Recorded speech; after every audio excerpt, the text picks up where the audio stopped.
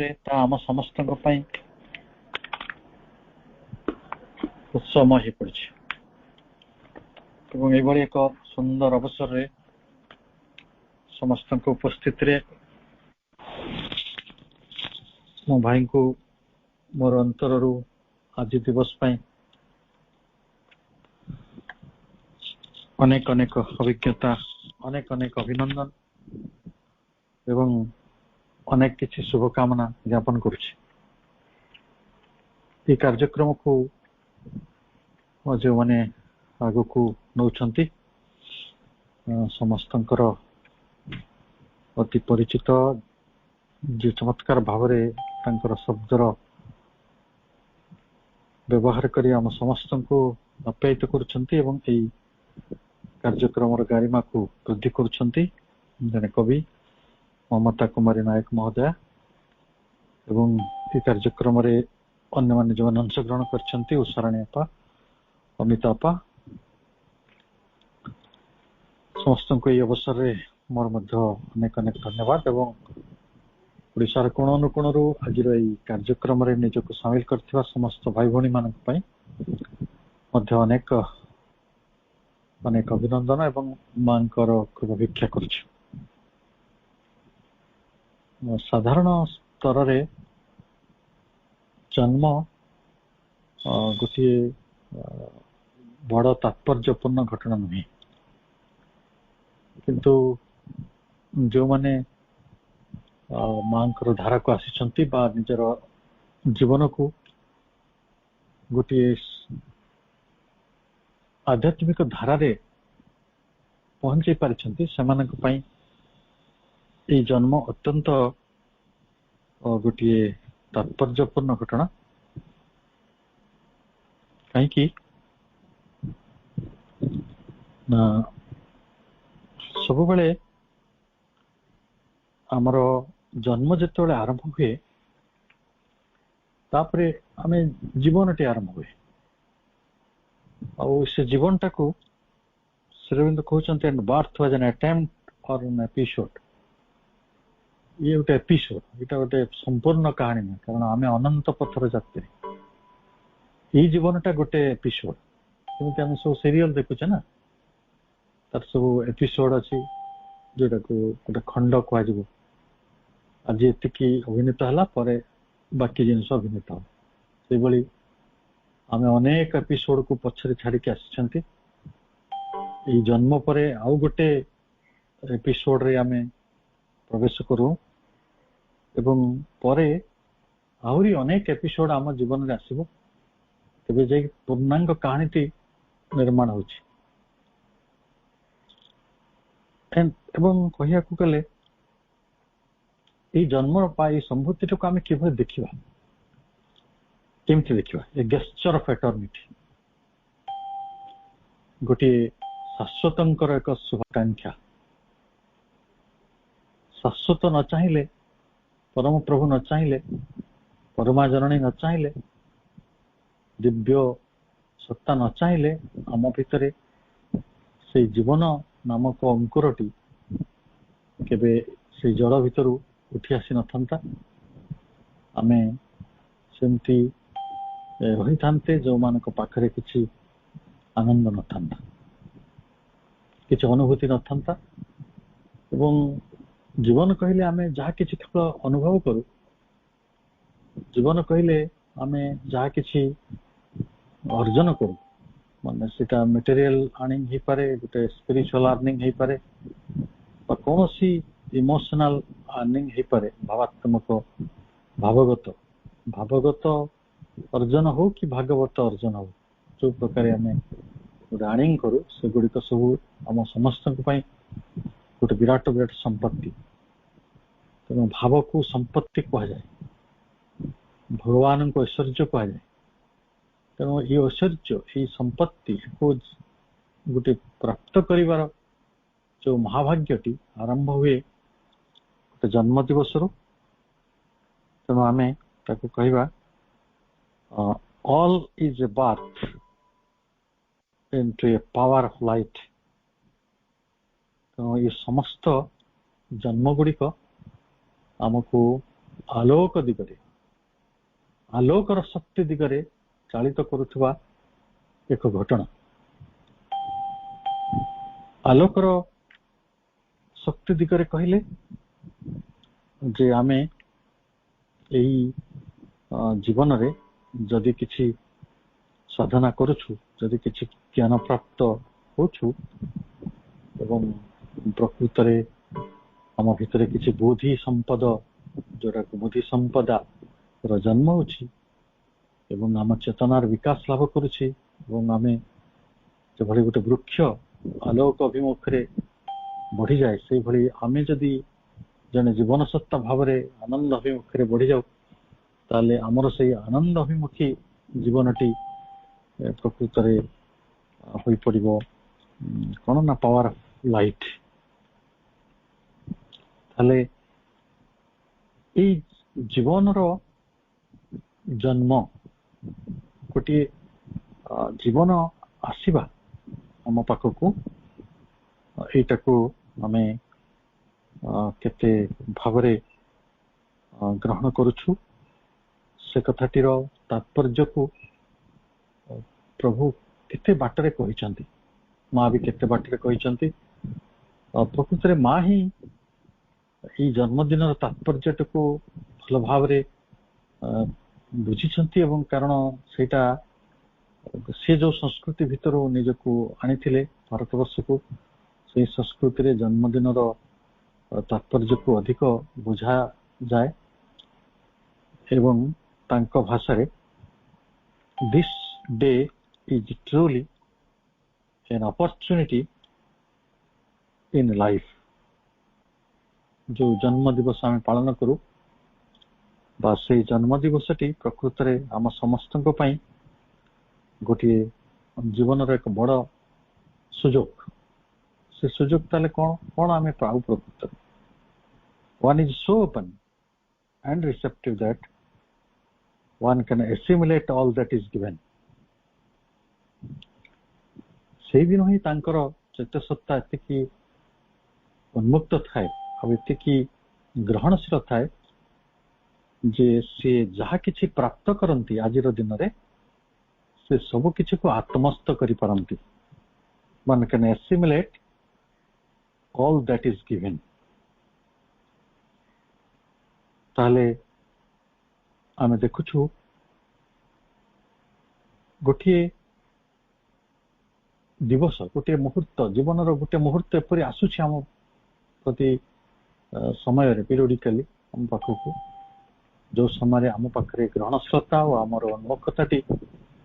ଏପରି ଗୋଟେ ସ୍ଥିତିରେ ରହୁଛି ଯୋଉଠି ଆମେ ତାଙ୍କୁ ସବୁ କିଛିକୁ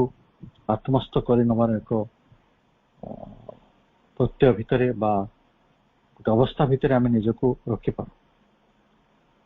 ଆଉ ଯଦି ଆମେ ଆମର ଅନ୍ତର ସ୍ୱଭାବ ଗୁଡିକର, ଆମ ସମସ୍ତଙ୍କ ପାଖରେ ଗୋଟେ ଇନର ନେଚର ରହିଛି, ଆମ ସମସ୍ତଙ୍କ ପାଖରେ କିଛି ଅନ୍ତରକରଣ ରହିଛି ଯୋଉଟାକୁ ଇନର ଇନଷ୍ଟ୍ରୁମେଣ୍ଟ କହିବା, ଆମ ସମସ୍ତଙ୍କ ପାଖରେ ଗୋଟେ ଅନ୍ତର ଜୀବନ ରହିଛି। ଏସବୁ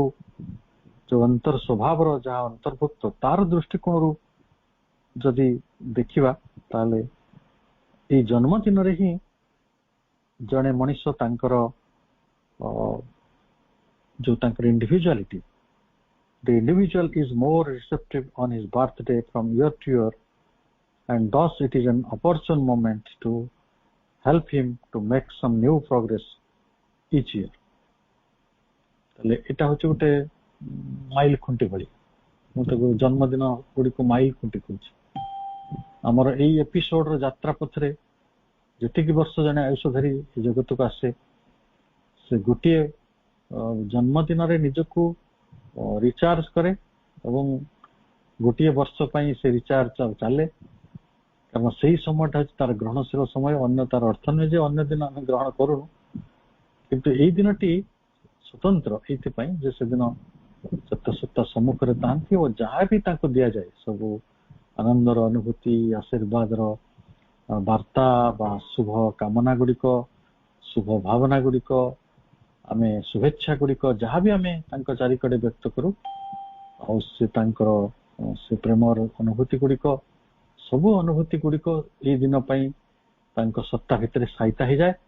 अति कम रे सेटा वर्ष पर वर्ष ये पथ चलवा होता है। आउ माँ कहते जे निष्पत्ति नवाई ये दिन भारी भल दिन आम अनेक समय संकल्प करूँ आम तो छोट पिला थिलु मोर मन पड़ुची नुआ वर्ष रे आम गोटे किसी संकल्प करूँ जहाँ सब आम भितर भूल त्रुटि अच्छी सुधारिया अति कम नुआ वर्ष रे आम गोटे रिजोल्यूशन कले संकल्प कले से संकल्पटी को आम वर्ष सारा कार्यकारी करूँ किंतु माँ परिभाषा रे जड़े व्यक्तिर जन्मदिन हूँ गोटे दिन जो दिन रे से गोटे निष्पत्ति नहीं पारे से निष्पत्ति कौन आम साधारणतः निष्पत्ति कौन नौ ना आम पाखे जो निष्पत्ति था जागतिक निष्पत्ति आम चारिकड़े घटुवा व्यावहारिक जीवन कथा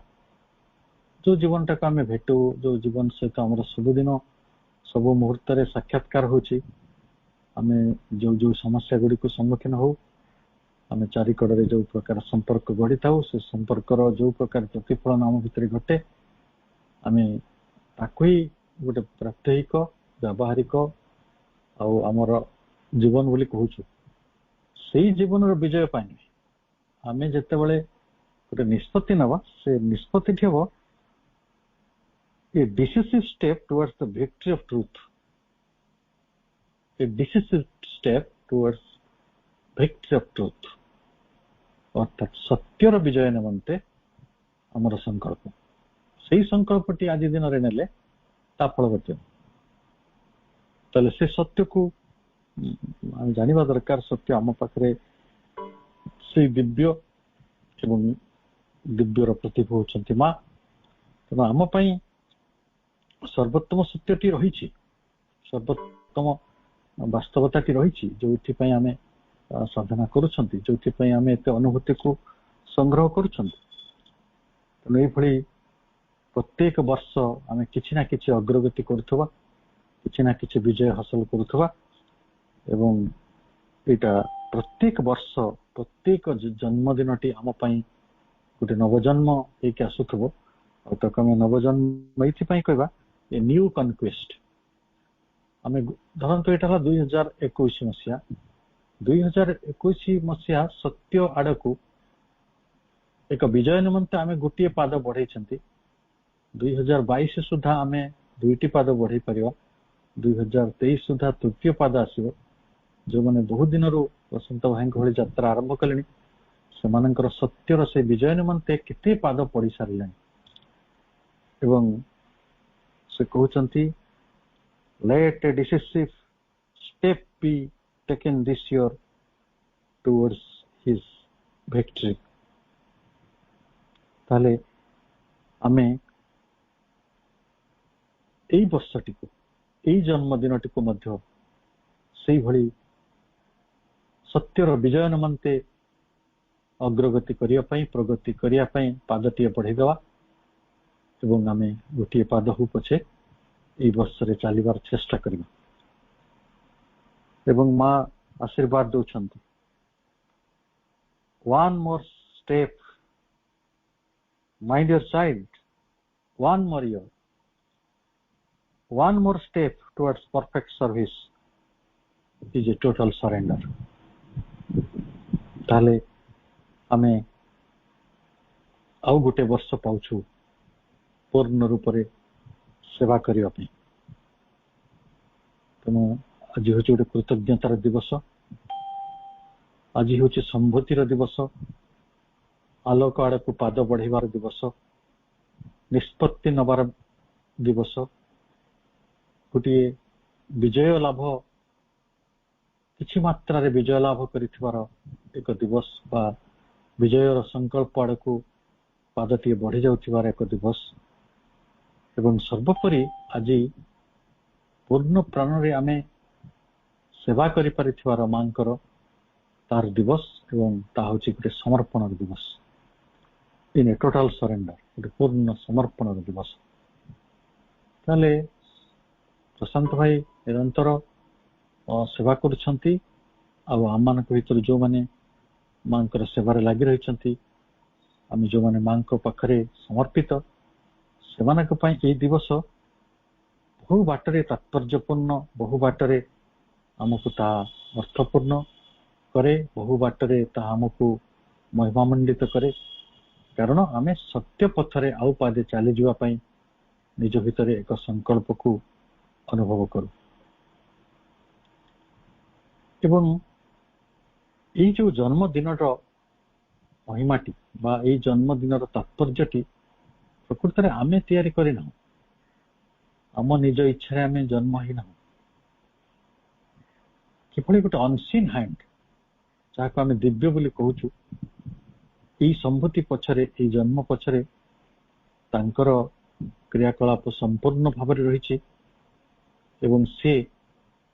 ଆମକୁ ଏଇ ପଥରେ ଏଇ ସମ୍ଭୂତି ଆଡକୁ ଏଇ ଜନ୍ମ ଆଡକୁ ଏଇ ଜୀବନ ଆଡକୁ ଏଇ ଅନୁଭୂତି ଆଡକୁ ଚାଳିତ କରୁଛନ୍ତି ସେ ଯେ ଆମର ଏଇ ଯୋଉ ଜନ୍ମର ଯେତେବେଳେ ଗୋଟେ ପ୍ରକୃତରେ ଆମେ ଅର୍ଥ ପାଇବା ଅନେକ ଲୋକ ତ ବ୍ୟର୍ଥ ପାଆନ୍ତି ଅନେକ ମଣିଷଙ୍କ ଜୀବନରେ ଏକ ବ୍ୟର୍ଥତା ରହିଛି କିନ୍ତୁ ଆମ ଜୀବନରେ ଅର୍ଥ ରହିଛି ସେଇ ଅର୍ଥଟି ଲୋକେ ଟଙ୍କା ପଇସାକୁ ଅର୍ଥ କୁହନ୍ତି ମୋ ଅର୍ଥକୁ ଅଲଗା ଭାବରେ ନେଉଛି ଯୋଉମାନେ ପ୍ରକୃତରେ ଏଇ ଜୀବନରେ ଆଲୋକ ପାଇଛନ୍ତି ଜ୍ଞାନ ପାଇଛନ୍ତି ଆନନ୍ଦ ପାଇଛନ୍ତି ମାଙ୍କର ଆଶୀର୍ବାଦ ପାଇଛନ୍ତି ସେମାନଙ୍କର ଜୀବନଟା ହିଁ ପ୍ରକୃତରେ ଅର୍ଥପୂର୍ଣ୍ଣ ଅର୍ଥରେ ପରିପୂର୍ଣ୍ଣ ଏଇଟା ହିଁ ସମ୍ପତ୍ତି ଭାବ ସମ୍ପଦ ତାହେଲେ ସେଇ ଭାବ ସମ୍ପଦ ଆଡକୁ ଆମର ଅନନ୍ତ ପଥରେ ଗୋଟେ ଯାତ୍ରାକୁ ବାରମ୍ବାର ମାଇଲ ଖୁଣ୍ଟି ଦ୍ୱାରା ଗଣିବା ଦ୍ୱାରା ବା ତାକୁ ଦେଖିବା ଦ୍ୱାରା ତାକୁ ବିଶ୍ଳେଷଣ କରିବା ଦ୍ୱାରା ତାକୁ ମାପିବା ଦ୍ୱାରା ତାକୁ ଜାଣିବା ଦ୍ୱାରା ଆମର ଅଗ୍ରଗତିର ପଥଟିକୁ ଆଉ ଟିକେ ମାର୍ଜିତ କରାଯାଇପାରିବ ଏବଂ ଆହୁରି ଗୋଟେ ସୁନ୍ଦର କରାଯାଇପାରିବ ଏଇଭଳି ଏକ ଲକ୍ଷ୍ୟ ନେଇ ଆମେ ଜନ୍ମ ଦିବସ ପାଳନ କରୁଛୁ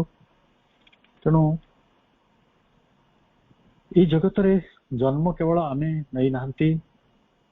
କେତେ ଋଷି ଜନ୍ମ ଗ୍ରହଣ କରିଛନ୍ତି କେତେ ଦେବତା ଜନ୍ମ ଗ୍ରହଣ କରିଛନ୍ତି ଅବତାର ରୂପରେ ଆଉ କେତେ ମହାମାନବ ଜନ୍ମ ଗ୍ରହଣ କରିଛନ୍ତି ଏବଂ ସେମାନଙ୍କର ଯୋଉ କାର୍ଯ୍ୟଧାରା ରହିଛି ସେମାନଙ୍କର ଯୋଉ ତପସ୍ୟା ରହିଛି ସେମାନଙ୍କର ଯୋଉ ସେବା ରହିଛି ସେମାନଙ୍କର ସତ୍ୟ ଆଡକୁ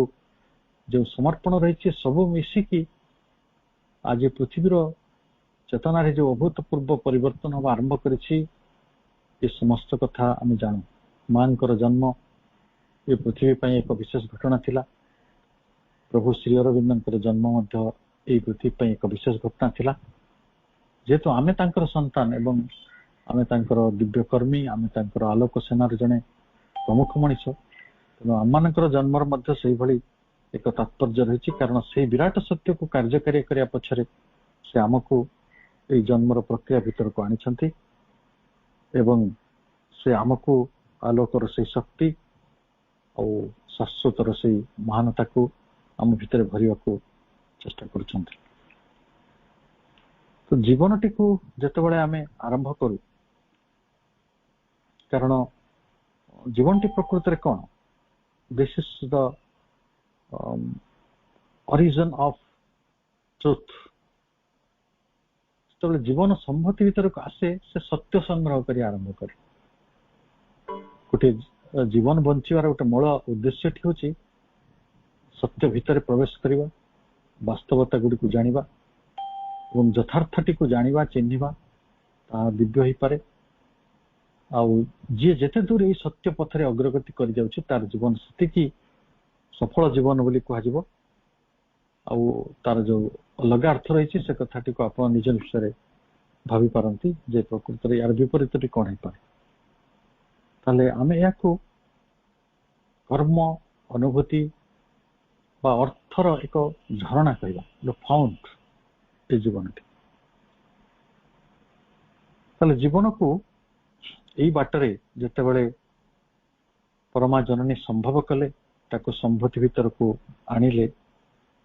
ताले से जीवनटी आसिक जेतेबेले पृथ्वी रे पहुंचुची से आसिक कौन देखुची ताको गुटे दुई प्रकार अनुभूति अवश्य होची। अनेक लोकंक पई जीवन दुखमय और जीवन दुखमय बोली अनेक लोक संन्यास ग्रहण करि नंती संसार छाड़ी पलांती। बुद्ध देवतार उदाहरण थिले और आमे भी आम जीवन रे कम दुख को सामना करूना। आम आगे अनेक जंत्रणा रही सबुठारु बड़ प्रश्नटी प्रभु श्री अरविंद पचारि जीवन रे एते दुख अच्छी एते जंत्रणा अच्छी एते असुविधा अच्छी एते बाधा बंधन अच्छी एते तमिश्रा अच्छी एते जंजाल अंधकार रही आमे सर्वाद बंचा चाहू कहीं मत कहतु पृथ्वी पृष्ठ रे किए गोटे प्राणी अच्छी जे मरिया को चाहूची निहाती चाहूची से हे तो जीवन टी बंची पारु नाही बोली अभिमान रे मरी जाको चाहूची से अलग कथा कि समस्त जीवन बंचा को चाहती। यही प्रश्नटी बारंबार प्रमाणित कर दूची जे यही संभूतिर यही जन्मर यही जीवनर गोटे विराट उद्देश्य रही एवं आमे से उद्देश्यटी को एक प्रकार जानू किंतु जितेबाला आमे जीवन बंचुचु आमको एठी दुई प्रकार अनुभूतिर सामना करिया पड़ुछि गोटे दुखर आ गोटे आनंद। आपन को जतबे प्रश्न पचरा गला प्रभु निजे पचारुछन जे काहे मनुष्य बंचा चाहूछि मनुष्य बंचा चाहूछि जे आम जीवन रे एटा को अंडरलाइन करी मन रखिबे आम जीवन रे सुखर अनुभूति आनंदर अनुभूति दुखर अनुभूति ठारू काहे केते अधिक गुण अटे। आम जीवनटा मनकर जड़े लोकंकर बयस जदि 80 वर्ष कि 90 वर्ष से बंचुंट 90 वर्ष भितर सी आनंद जदि पाती 90 भाग दुख पाती 10 भाग समस्त जीवन कहानी पाखापाखि से किंतु आमे बहुत लोक अच्छा जीवन रे निजको दुखी मने करंती निराश मने करंती हताश मने करंती व्यर्थ मने करंती। अनेक लोक मो आगे भी प्रकाश करछंती ए जीवनटा नष्ट हो गला जीवन मोर लाइफटा स्पॉइल हो गला कैरियर स्पॉइल हो गला माने सब किछि नष्ट हो गला। किंतु हमें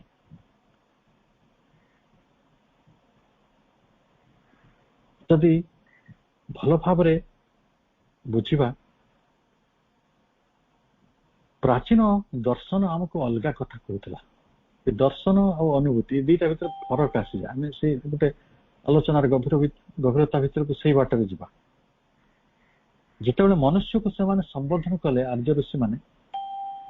से कहले ये होचंदी अमृतर पुत्र से सही बाटर संबोधन कले से कहले शृण्वन्तु विश्व अमृतस्य पुत्र तुम सब अमृतर पुत्र ये मनीष माने तुम सब अमृतर पुत्र।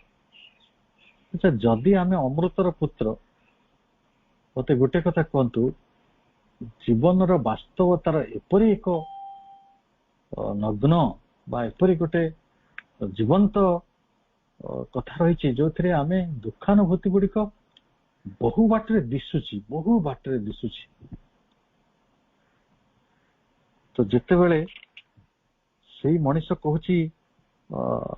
जे I am the man of sorrows I am he मुझे दुखर मनीष मुही विद्ध अटे विश्व जूप काठे विश्व मत केवल दुख दवाई डाकी आनी ये एपरी गोटे अर्गली जहाँ भीतर मु बाहरी पारु ना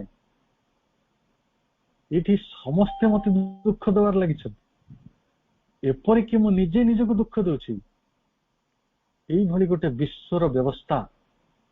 ये जो विश्वर जूप काठ कौन जानी तो जो बलि दि जाए से छेली को बलि दिंतु कि माने महिषी को बलि दिंते तार जूप काठरे तार बेकटा को रखी दि जाए तापर हणा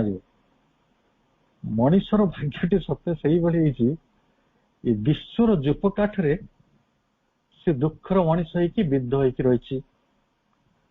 धरणी गढ़ी विधाता जंत्रणा से देवाई मते सत्य जेपरी ये पृथ्वी गोटे दुखर आलय ये जो माने सन्यासी संसार छाड़ी जाऊे संसार छाड़ी कड़े से बण जंगल जाते बण जंगल कौन संसार भितर नुह जगत भितर तो खाली एति कथा दुख दूसवा अधिकांश स्पेसीर भाई बंधु कुटुंब से अंततः जंगल रे नांती जंगल रे बाघ अच्छी बिछा अच्छी साप अच्छी से माने छाड़देवे दुख देवेनि ता भी नुहे किंतु ये संसार टी को से दुखर घर बोली कहले प्रकृति विधाता ये दुख दवाई कौन जगत गढ़ी कि मो जीवन आवेग को नहीं रचिची से नाटक तार नग्न देह पठाई मते तिक्त धरणी को तार ताले मो जीवन आवेग को नहीं जो नाटकटी भगवान करुछंती मो नाटकर निर्देशक मो नुहे मो नाटकर रचनाकार मो जीवन नाटक रचनाकार मो नुहे आईटिके मु अभिनय करने को बाध्य होइछि अभिनय तो करूनी मो ता भितर तादात्म्य अनुभव करुछि मो प्रकृति रे कांदुछि सतरे मोर हृदय विचलित होछि हृदय मोर प्राण मथित होछि प्रकृति रे मो आखिर लो झरुछि एवं एई भली गोटे रिक्त धरणी को जेतेबेले मु आसीछि सेठी मते कोन करा जाउछि ना वेदनार कषाघाते मते करूअछि जर्जरित नीति ता न हेले रक्तश्रु ढाली चरणेता बुझिबी केमिति तेणु मते मु तो लुह कांदुछि मु कोथि आनंदाश्रु मो भितर आसुछि जे मु भगवान को बा माँ को पूजा करिवि प्रकृति रे अनेक लोकंक पई जीवन से भली भयंकर आ पृथ्वी रे अनेक दुखवादी मनुष्य अछंती अनेक निराशा जर्जरित मनुष्य अछंती जो मैंने अवसाद भितर अछंती जंत्रणा भितर अछंती आपण से भेटंती कि नहीं जानि मु आज सकाळ अति कम दुख जर्जरित 10 जन मनुष्य सहित कथा ही सारे तो मूल जिनस हूँ जे वेदना आसुची ताकू किए मना करिवो केटा कोन आमे कहिले ऋषि माने कहिदेले प्रभु कहि दैछंती मां कहिछंती आनंद अभिमुख रे जीवन रे यात्रा होची तो सेटा तो माने गोटे जो सत्य सहित हमर परिचय नहीं किंतु आमे जो वास्तवता सहित परिचित सेटा गोटे संसार रो जो जूपकाठ से गोटे अग्नि यात्रा आनंदर यात्रा नुहे से गोटे अग्नि यात्रा ये कथाटी को आमे बुझी पारुछु एवं सही कथा को भित्ति करी प्रभु श्री अरविंद मु जो कथाटी कही एटा आमे Shri Arvinder the book of जोग रो ट्रिपल फोर्स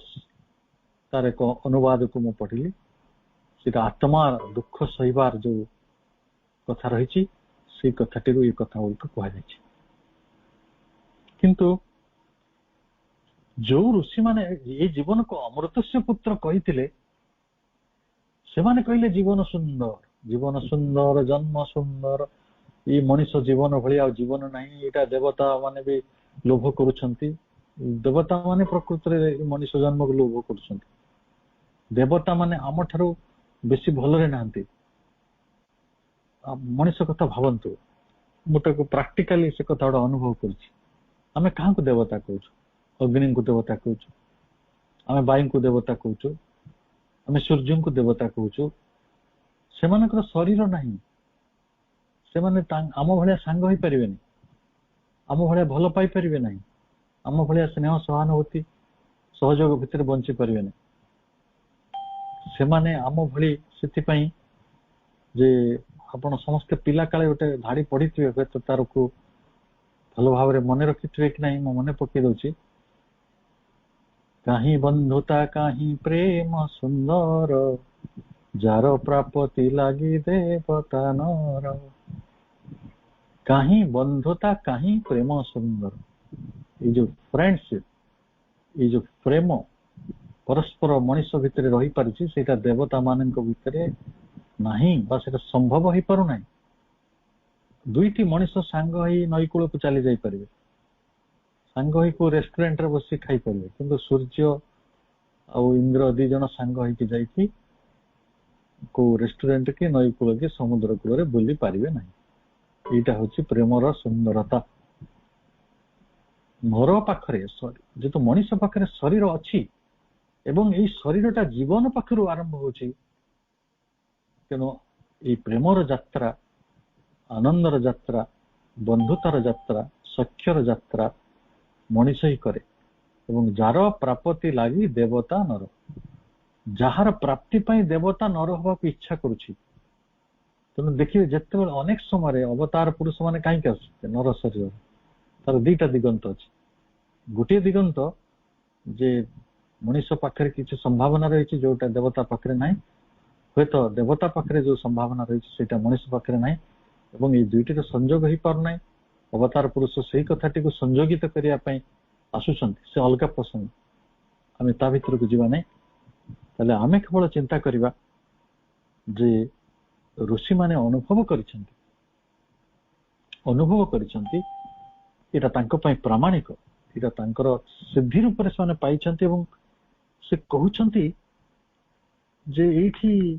प्रकृत रे दुख बोली बेसी किछि जिंस नाही। ए आनंद होचा जीवनटा आनंद रे परिपूर्ण। ए आनंद दिगरे गति करिया पई आमे सब आसीछु। तेणु से माने एई भली गीत गाइथिले, जो बे भूमा तत सुखम न अल्पे सुखम अस्ति भूमेव सुखम। ताले एठी परम सुख रहिछि, केमिति रहिछि ना गोटे परिव्याप्ति भितरे, गोटे असीमत्व भितरे दुख सुख रहिछि। आउ आमे काहे कि दुखी हेउछु ना आमे सीमा भितरे बंची होछु। जेतोले आपण पूरा पृथ्वीटा निज घर कर देबे आपण सुखी। आ जेतोले कहबे जे मो घर बाडीटा होछु मोर घर, तेबे आपण दुखी। जेतोले समग्र जगतर मनुष्य मानको आपण निजर करने आपण सुखी। यदि कहबे केवल मो भाई बंधु कुटुंबटी मोर संसार, ताले आपण दुखी। एई भली गोटे अनंत रो संधान ऋषि माने देले एवं से अनंत को, से स्वातंत्र्य को, से मुक्तिटी को आनंद बोली कहले। एवं जीवन रो उद्देश्य भाबरे ऋषि माने आउ गोटे कथा को निर्णय कले। ऋग्वेद रे कहा गला, मधु बातारुतायते मधु क्षरन्ति सिन्धवः मर्धिन्न संतोषधिः। अर्थात एठी बातारे पवन रे मधु रही। आमे मधुमय जीवन रो मूल दुआ कथा चिंता करथिले। जन्मटे हेले तो आमे जीवन आड़ को बढ़ी जिबा, तेबे जाई जीवन रो अनुभूति रूपे आमे से अमृत को पाइबा, जीवन रो अनुभूति रूपे से आनंद को पाइबा एवं आनंद को सत्य रूप रे अनुभव करि परिबा। अथच आम जीवन रे वास्तविक अनुभूति जेतेबेले दुख निराशा आसुची और सेतेबेले आमको तत्व रूप रे, दिव्य रूप रे, विराट रूप रे, अनंत रूप रे गोटे आनंदर केवल प्रतिश्रुति मात्र अछि एवं सेटा को सत्य कि आम जीवन को, निज जीवन को आसुथिबा दुख कष्ट गुड़िक प्रकृत सत्य, से कथा नहीं आम भितर केते द्वंद्व रही। से कथा को आसवा ये हेले गोटे मार्गर लोक जो आनंदवादी अमृत मार्गी। से माने कहउछंती जे एठी मधु क्षरन्ति सिन्धव, नदी माने मधु को श्रावित करंती। एठी पवन रे मधु अछि, आकाश रे मधु अछि एवं मनुष्य पाखरे केवल आनंद ही अछि, संतोष ही अछि। एई सृष्टिर गगन पवन दिव्य आनंद रे परिपूर्ण। आनंद नथिले ये पृथ्वी रे बंचिवा संभव होता नहीं। आमे श्वास प्रश्वास नहीं पारंतु नहीं बा नियंतु नहीं। आउ आम अज्ञात रे जदि एकथा सत्य ही थाए मधुबातारुतायते, जदि पवन रे अमृत अच्छी ताले आमे निश्वास रे काहा को नौ, से प्राण को नौ ना, से अमृत को नौ ना। ता भितरे जीवनी शक्ति अच्छी बोली तो आमे निश्वास रे ताको नौचु। ताले आनंद को आमे ଶ୍ୱାସରେ ଗ୍ରହଣ କରୁଛୁ ଆନନ୍ଦରୁ ଏଇ ଜଗତ ଓ ଜଗତ ପ୍ରାଣୀଙ୍କର ସୃଷ୍ଟି ହେଉଛି ଆନନ୍ଦ ମଧ୍ୟରେ ଆମେ ସମସ୍ତେ ବଞ୍ଚୁଛୁ ଏବଂ ଆନନ୍ଦ ମଧ୍ୟକୁ ଆମେ ସମସ୍ତେ ପ୍ରତ୍ୟାବର୍ତ୍ତନ କରୁଛୁ ଇଏ ହେଲା ମଧୁମୟ ଜୀବନର କଥା ଯୋଉଠି ମଧୁ ଆନନ୍ଦ ପ୍ରେମ ସତ୍ୟ ଆଲୋକ ମୁକ୍ତି ଆନନ୍ଦ ଏ ସବୁ କିଛି ରହିଛି ଏବଂ ଉପନିଷଦ ତାକୁ ମୂଳ ମନ୍ତ୍ର ଏଇଆ କହିଥିଲେ ଏଇଟା ବୋଧେ ତୈତ୍ର ଉପନିଷଦର ମନ୍ତ୍ର ସେ କହୁଛନ୍ତି କୋ ହେବାନ୍ୟାତ କ ପ୍ରାଣାତ यदेश आकाश आनंद नो स्यात् आनंद हि एव खल्लु इमानि भूतानि जायन्ते आनंदेन जातानि जीवन्ति आनंदरे जीव माने जन्म ग्रहण करन्ति आनंदं प्रयन्ति अभिसंतति अभिसंविशन्ति से आनंद भितरे आमे समस्ते प्रवेश करूछु ये ताले बर्तमान कोडा सुत जीवन दुखर ना जीवन आनंदर यही कन्फ्यूजन साधारण मनुष्यर जीवन रे रही अनुभूति को अनेक मनुष्य ये वर्णना कहते जिते गोटे वीणा बाजे साधारण वीणा नुहे सरस्वती भली जने महा माने उल्लासिनी देवींकर वीणा बाजे से दिन आनंद हुए कि हुए आनंद हुए ना सीना से दिन वीणार मधु आपण आसे से दिन मधु वर्षा हुए से शब्दर से ध्वनिर से झंकार से गीतर से छंदर से लालित्यर ताले पुणी यही जगत रे माने हृदय विदारक किसी सुख उच्छ्वास अच्छी कि नहीं जनकर पुओ मरी जाइए माटी क्रंदन करुच्ची से किसी हृदय विदारक गोटे पटरे देखु चमत्कार भाव जीवन विन्यास हो गोटे पटरे कहुच्छी अमृत ही रही मधु ही रही कि भी नहीं एवं अन्य पटरे किए कहते केवल दुख ही रही मझिरे आमे देखुचु ना तार मिक्सचर गोटे अच्छी गोटे पटरे संगीतर अमृत रही अन्य पटरे मरणर विलाप रही कौटी आज जमी आम पाठचक्र करते गोटे शास्त्रीय सभा शास्त्र आलोचना होती ज्ञानी माने किसी ज्ञानर चर्चा करुछंती जीवनर चर्चा करुछंती आनंद अच्छी दले लोक झगड़ा करी तो मारपिट होकर डाक्तरखाना जाउछंती ना कलहरे मत्त तेने मद्यप दुर्जन दले लोक जदि निशा खाई से खातर अस्त्र शस्त्र थी से हणाहाणी हे से भी तो मनीष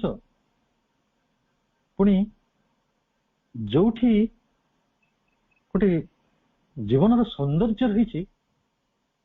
शोभा रही गोटे अनुपम आनंदर गोटे विच्छुरण होची से जगार प्रकृत में प्रतिगन्नमय नर्दमा दुष्ट व्रण सब अच्छी ना नहीं ताकू भी तो आम देखु जीवन में एवं ये संसार प्रकृत में कौ भली विषाक्त ना अमृत से जानी हो ये बड़े तीनोटी तत्व आपण आगे रखागला किंतु मधुमय जीवन प्रेरणा देवाई मधुमय जीवन एक प्रकृत में मूलदुआ पकड़ मधुमय जीवन कहले आम किभली से दिगरे यात्रा करि परिबा ए संपर्क रे जे ए जगत को प्रकृत रे वार्ता देथिले प्रभु श्री अरविंद और श्रीमा तांकरी बाणी गुडी को आमे वर्तमान आलोचना करिबा मो गोटिए मिनिट आपण ठारू विराम नउछि मात्र गोटिए मिनिट तापर संग संग करूछि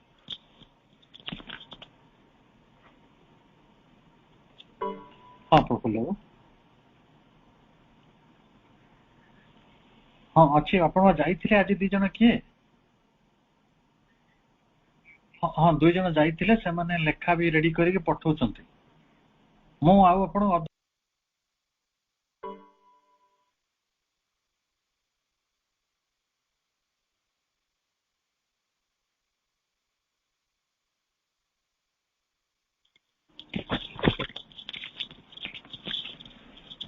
ताहले जे एई जो सुंदर जीवन पाई हमें जन्म हेले संकल्प कले किछि अनुभूति संग्रह कले किछि बाट आसिले पुणी आम भीतर को द्वंद्व आसिला किंतु वर्तमान आम कौ रास्ता रे जीवा कौन हम आम जीवन गति A young child should aspire for beauty not for the sake of pleasing others or winning their admiration but for the love of beauty itself. For beauty is the ideal which all physical life must realize. ताले आमे जे दिने मधुराष्टकम मंत्र गाइथिले अधर मधुरम वदन मधुरम नयन मधुरम हस्त मधुरम हृदय मधुरम गमनं मधुरम jar चाली सुंदर जार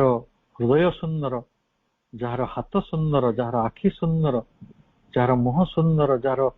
अधर सुंदर से मधुराधिपते जे अखिलमरे मधुरता होइक रहिचंती ताकू को दिन अनुभव करियो ताले सेई जो सत्यर यात्रा आनंदर यात्रा सौंदर्यर यात्रा आमे ये जो धारणाटी को प्रकृत रे संग्रह करिसंती माधव पंडित को भली जने विराट साधकंकर एक चमत्कार बही रही लाइफ ब्यूटीफुल जेमती प्रभुकर लाइफ डिवाइन सब तांकर गोटे छोट बहीटे अच्छी लाइफ ब्यूटीफुल तार ओडिया अनुवाद भी मिलुछि किंतु ओडिया अनुवाद टी एते बेसी लोकप्रिय हो पारि नै बहुत अल्प किछि संस्करण तार एक जने प्रोफेसर ताको किछि लोकन को देइथिले एवं सेथिरे मधुमय जीवन कथा कह जाय छै मधुमय जीवन रे उच्चतर जीवन को सबुठ गुरुत्व दिया जाए हायर लिविंग एवं हायर लिविंग रो केते गुडे भाग को से मधुर जीवन रो बा सुंदर जीवन रो गोटे मूलदुआ भाव रे ग्रहण करिसंती एवं एठी आपन को मा कहउचंती जे आमे जते बेले सौंदर्य को धारण करू बा आमे सौंदर्य को नहीं बंचू ये सौंदर्य को आमे केमिति देखिबा को रूप रे beauty is ananda taking form ananda जते बेले रूप ग्रहण करे सेटा सौंदर्य हिता ये विषय बहुत व्यापक आलोचना करा जाय परिबो कारण एटा सक्रेटिस ठरो वितर्क आरंभ होइतला सौंदर्य कोन से भी कृष्णमूर्ति भी ता पर आलोचना करछन्ति एपरी पृथ्वी रे कोन कम दार्शनिक अछन्ति जो माने जीवन रे सौंदर्य बोध पर आलोचना करि नाहंती तो से माने ताको एभली कहउचन्ति for the form need not be a physical shape आमे सब बेले सौंदर्य कहले गोटे शारीरिक सौंदर्य बोली बुझी नउछु किंतु मां से कथाटी को आहुरी स्पष्ट कले one speaks of a beautiful thought जने सुंदर चिंता करथुवा मनुष्य सेमति मनुष्य मान को देखिचंती कि आमे समस्त देखिछु ए पाठ चक्कर भी सेमति मनुष्य सन जवन सुंदर भाव रे चिंता करि परंत आपण माने समस्ते ममता दास का ना शुणी जे मैसूर आश्रम सत्प्रेमकर आश्रम अदिति आश्रम रही मांकर एजेंडा गुड़ी को ओडिया रे अनुवाद करिवार चेष्टा करथिले एवं सत्प्रेमकर केतेटा बही मध्ये से अनुवाद करछन्ति ओडिसा जने विशिष्ट कवि से तांकर गोटे बही रे उत्सर्ग करछन्ति से आसुसन्ति अनेक मांकर अनेक कार्यक्रम रे टेक आसन्ति मनोज दासंकर जने घनिष्ठ सहयोगी थिले तो से गोटे बही रे लिखिछन्ति एपरि किछि मनुष्य अछन्ति जो मानक सानिध्य रे आपण ज्ञान भिन्न अन्य किछि चिंता करि परिबे नै तो से मनुष्य कोन कहबा से जीवनटी कोन हे परे से जीवनटी होची a man with beautiful thoughts जने चिंताशील सुंदर चिंताशील मनुष्य आ पुनी कहउचंती ए ब्यूटीफुल एक्ट अनेक लोकंकर कर्म बहुत सुंदर सेमती लोक आमे देखिछु आ ताकु नै जगत चालुची एई शहर रे 100टा चा दुकान अछि किंतु 3टी चा दुकान रो नाम अछि जे से भलो चा करे ଲୋକମାନେ ସକାଳ ହେଲେ ସନ୍ଧ୍ୟା ହେଲେ ସେଇଠି ଭିଡ଼ ଜମାନ୍ତି। ଆମମାନଙ୍କର ଘରେ ଘରେ ସମସ୍ତେ ଆମେ ରାନ୍ଧୁଛେ, ଆମ ଘରେ 10 ଜଣ ଲୋକ ଅଛନ୍ତି କି 5 ଜଣ ଲୋକ ଅଛନ୍ତି, ଆମେ ସମସ୍ତେ ଟିକେ ଅଳ୍ପ ବହୁତ ରାନ୍ଧିବା ଶିଖିଛୁ, କିନ୍ତୁ ଜଣଙ୍କ ହାତରେ ସେ ରାନ୍ଧିବାଟି ଚମତ୍କାର ହେଇପାରେ। Beautiful act. ମୁଁ ତ ଗୋଟେ ଉଦାହରଣ ଦୃଷ୍ଟିରେ କହୁଛି, ଆମ କଲେଜରେ 7-8 ଜଣ ମାନେ ଯୋଉ ଗ୍ରୁପ ଡି ଷ୍ଟାଫ ଅଛନ୍ତି, ସମସ୍ତେ ସଫା କରିବେ। ଜଣେ ସଫା କଲେ ସେଇ ଲୋକଟାର ସଫା ବୋଲି ସମସ୍ତେ ଜାଣିନେବ ଯେ ହଁ ଏଇ ପିଲାଟି ସଫା କରିଥିବ, କାରଣ ତାର କାମରେ ସେଭଳି ସାନିଟି ରହିଛି। ଏବଂ ସେଇଟା ଏ ବ୍ୟୁଟିଫୁଲ ଆକ୍ଟ। ସମସ୍ତେ ସେପରି କରିପାରନ୍ତିନି। ସମସ୍ତଙ୍କ ଜୀବନ ସେଇଭଳି ସୁନ୍ଦର କର୍ମ ଭିତରେ ବ୍ୟସ୍ତ ନାହିଁ। ପୁଣି କୁହାଯାଉଛି ଖାଲି ଚିନ୍ତା ନୁହେଁ ଏବଂ କେବଳ କର୍ମ ନୁହେଁ, ଏ ବ୍ୟୁଟିଫୁଲ ସୋଲ୍, ତା ପାଖରେ ଯୋଉ ମାନେ ଆତ୍ମା ରହିଛନ୍ତି, ସେ ଆତ୍ମା ସୁନ୍ଦର ହେଇପାରିବ। ଏବଂ ସେ ତ ତାକୁ ଜାଣିବା ଭାରି କଷ୍ଟ। ମେନ୍ ହଉଛି ବ୍ୟୁଟିଫୁଲ ସୋଲ୍। ତେଣୁ ଆମେ ଯେତେବେଳେ what we speak of as beauty is ananda in manifestation, ତାହେଲେ ଆମେ କହୁଛୁ ଯୋଉଟା ଆନନ୍ଦ ସେଇଟା ହେଲା ସୌନ୍ଦର୍ଯ୍ୟ। କଣ କରେ ଯଦି ଅଭିବ୍ୟକ୍ତ ହୁଏ ତ ସେଇଟା ହିଁ ଆନନ୍ଦ ହୁଏ। ତେଣୁ ମାଙ୍କର ଉପଦେଶ ଥିଲା ଆମେ କାହାକୁ ଖୁସି କରିବା ପାଇଁ, କାହାରି ପ୍ରଶଂସା ପାଇବା ପାଇଁ ଜୀବନକୁ ସୁନ୍ଦର ବା ମଧୁମୟ କରିବା ନାହିଁ। ଆମେ କଣ ପାଇଁ ତାହେଲେ କରିବା? But for the love of beauty itself. ଯେ କେବଳ ଜଣେ ସୌନ୍ଦର୍ଯ୍ୟର ଉପାସକ ହବ, ସେ ଗୋଟେ ପୂଜାରୀ ବା ସେ ଗୋଟେ ପୂଜାରିଣୀ, ସେ କେବଳ ସୌନ୍ଦର୍ଯ୍ୟକୁ ଭଲ ପାଏ। ଅନ୍ୟମାନେ ପ୍ରଶଂସା କରିବେ ବୋଲି ସେ ତା ଜୀବନକୁ ସୁନ୍ଦର କରିବ, ତାର କିଛି ମାନେ ନାହିଁ। ସେ ଜୀବନକୁ ଏଇଥିପାଇଁ ସୁନ୍ଦର କରିବ, ସେ ସୁନ୍ଦରତାକୁ ଭଲ ପାଏ, ସେ ସୁନ୍ଦରତାର ଉପାସକ, ସେ ତାର ପୂଜାରୀ। For beauty is the ideal which all physical life must realize. କାରଣ ଏଇଟା ହଉଛି ସୌନ୍ଦର୍ଯ୍ୟକ ଆଦର୍ଶ। ଆଦର୍ଶ କହିଲେ ଉଦ୍ଦେଶ୍ୟ, ଉଦ୍ଦେଶ୍ୟ କହିଲେ ଲକ୍ଷ୍ୟ, ଯୋଉଟା ଆପଣଙ୍କର ସାଇନ୍ସ ଅଫ ଲିଭିଂ ରେ ମା ତାଙ୍କର କହୁଛନ୍ତି, ଜୀବନ ବିଜ୍ଞାନର, ଯେ ଆମ ଜୀବନରେ ସମସ୍ତଙ୍କ ପାଖରେ ଏକ ଲକ୍ଷ୍ୟ ଥିବା ଉଚିତ, ଆମ ସମସ୍ତଙ୍କ ପାଖରେ ଏକ ଉଦ୍ଦେଶ୍ୟ ଥିବା ଉଚିତ, ଆମ ସମସ୍ତଙ୍କ ପଛରେ ଏକ ଆଦର୍ଶ ଥିବା ଉଚିତ। ଆଦର୍ଶଟା ଗୋଟେ ଏକଦମ ସିନୋନିମ ଅଫ ଉଦ୍ଦେଶ୍ୟ। ତାହେଲେ ଏଇଠି ସୌନ୍ଦର୍ଯ୍ୟଟି, ଏଠି ସୁନ୍ଦର ଜୀବନ, ସୁନ୍ଦର କର୍ମ, ସୁନ୍ଦର ଚିନ୍ତା, ସୁନ୍ଦର ଆତ୍ମସତ୍ତା, ଏ ସବୁ କିଛି ଆମ ଜୀବନର ଏକ ଉଦ୍ଦେଶ୍ୟ। ତାହେଲେ କାହିଁକି ନା ସୌନ୍ଦର୍ଯ୍ୟ ହେଉଛି ମଧୁରତା, ଏବଂ ସେଇ ମଧୁରତା ହେଉଛି ଦିବ୍ୟଙ୍କ ଆଡକୁ ଚାଲିଯିବା ପାଇଁ ଏକ ପଥ। ତାହେଲେ ଯୋଉମାନେ ଏଇ ମଧୁରତାର ପଥରେ ଚାଲୁନାହାନ୍ତି, ତାଙ୍କ ପାଖରେ ଦେଖିବେ, ଆପଣ ଆରାମସେ ବୁଝିଯିବେ ଏ କଥାଟିକୁ, ଏ ପୃଥିବୀରେ 2-3 ପ୍ରକାର ଲୋକ ଅଛନ୍ତି। ସତ୍ତା ଗୁଡ଼ିକୁ ଯଦି ଦେଖିବେ, ଅନ୍ତତଃ ଆମ ମନ ପ୍ରାଣରେ ଆମେ ସେଟାକୁ ବିଚାର କରିବା କିଛି ଜରୁରୀ ନାହିଁ, କିନ୍ତୁ ଏକଥା ସତ୍ୟ ଯେ କିଛି ସୁନ୍ଦରତା ସ୍ପଷ୍ଟ ଦିଶେ, that is very tasty, very କଣ ଡେଲିସିୟସ୍, ଯାହାକୁ କୁହାଯିବ ସେଟା ଗ୍ରହଣ ଯୋଗ୍ୟ। ଆପଣ ଲାଗିବ ହଁ ଏଇ ପରିବେଶ ହିଁ ଠିକ, ଏଇଟା ହିଁ ସୁନ୍ଦର। ଆମେ ଯେତେବେଳେ ଆମ ଘରେ ଥାଉ, ଆମେ ଯେତେବେଳେ ବାହାରକୁ ଯାଉ,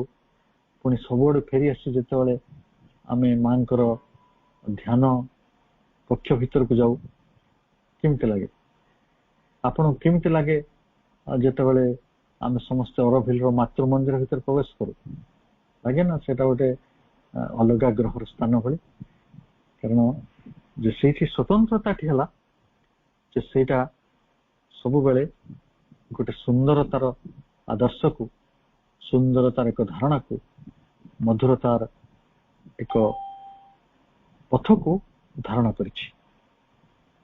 ତାହେଲେ ଆପଣଙ୍କ ଭିତରେ ଗୋଟେ ପ୍ରଶ୍ନ ଉଠି ସାରିଥିବ, ଏଇ ବ୍ୟୁଟିଫୁଲ ସୋଲ୍, ଏଇ ସୁନ୍ଦର ଆତ୍ମା ପ୍ରକୃତରେ କଣ, এটা କେମିତି ଆମେ ଜାଣିବା ଯେ this man has a beautiful soul? এই ଜଗତରେ ଏଇ ଲୋକଟିର ଭଲ ସୋଲ ରହିଛି, ଏ କଥାଟା ଆମେ କେମିତି ଜାଣିବା? ସେ କଥାଟିକୁ ସ୍ପଷ୍ଟ କରିଦିଆଯାଉଛି। ସେ ଲୋକଙ୍କର ଏଇ କଥା ଗୁଡ଼ିକ ସୁନ୍ଦର ହେଇଯିବ, ବ୍ୟୁଟିଫୁଲ ଫିଲିଂସ। ଆମେ ସବୁଦିନେ ଆମ ଏ ଗୋଟେ ନିତ୍ୟ ଜୀବନକୁ ଭେଟିଲା ବେଳେ ଦେଖିବେ ଭଲ ଅନୁଭୂତି ଭିତରେ, ଅନୁଭବ ଭିତରେ ଅନେକ ଲୋକ ରୁହନ୍ତି ନାହିଁ। ସେ ବର୍ଷା ହେଲା ସେ ବିରକ୍ତ, ଖରା ହେଲା ସେ ବିରକ୍ତ, ଆଜି ଯାହା ବି ଖାଇବା ହଉ ସେମାନେ ନାକ ଟେକିଦେବେ। ଯିଏ କଥା କହିବ ତାକୁ ତାପରେ ବିଗିଡ଼ିବେ, ଯିଏ ଖେଳିବ ତାପରେ ବିଗିଡ଼ିବେ। ଏମିତି ଲୋକ ସବୁ ଅଛନ୍ତି, ଦେଖୁଥିବେ ଆମ ଚାରିକଡ଼ରେ ଅଛି। ସେମାନେ କୌଣସି ସୁନ୍ଦରତା ଗ୍ରହଣ କରିପାରନ୍ତିନି, ଏକ ସୁନ୍ଦର ଅନୁଭୂତି ଭିତରେ ସେମାନେ ପ୍ରବେଶ କରିପାରନ୍ତିନି। ତାହେଲେ ସୁନ୍ଦର ଆତ୍ମାର ମଣିଷଟି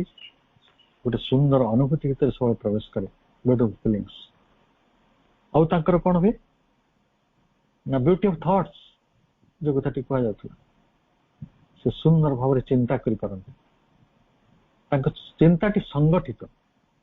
ସେ ଗୋଟେ ପ୍ରବନ୍ଧ ଲେଖିପାରିବେ, ସେ ଗୋଟେ ବକ୍ତବ୍ୟ ଉପସ୍ଥାପନା କରିପାରିବେ, ସେ ଚିତ୍ରଟି ଆଙ୍କି ପାରିବେ, ସେ ପଦେ କଥା ସୁନ୍ଦର ଭାବରେ କହିପାରିବେ। ସ୍ପାଇସରେ ଟକ୍, ମସଲା ଦିଆ କଥା। ସିଏ ଗୋଟେ ଆନନ୍ଦରେ ଗୋଟେ ପରିବେଶରେ ନିଜକୁ ଖାପ ଖୁଆଇ ପାରିବେ, ଆଉ ସବୁ ସ୍ଥାନରେ ଆନନ୍ଦର ସନ୍ଧାନ କରିବେ। এই ଆନନ୍ଦ ସନ୍ଧାନୀ ମଣିଷ ଇଏ ଧୀରେ ଧୀରେ ଏକ ଆଧ୍ୟାତ୍ମିକ ମଣିଷରେ ନିଜକୁ ରୂପାନ୍ତରିତ କରୁଛି। ଯେତେବେଳେ ଆପଣଙ୍କ ପାଖରେ ସେଇ ଆନନ୍ଦ ସନ୍ଧାନର ମୂଳଦୁଆଟି ନାହିଁ, ସେ ମୂଳ ଉତ୍ସଟି ନାହିଁ, ତ ସ୍ୱାଭାବିକ ଭାବରେ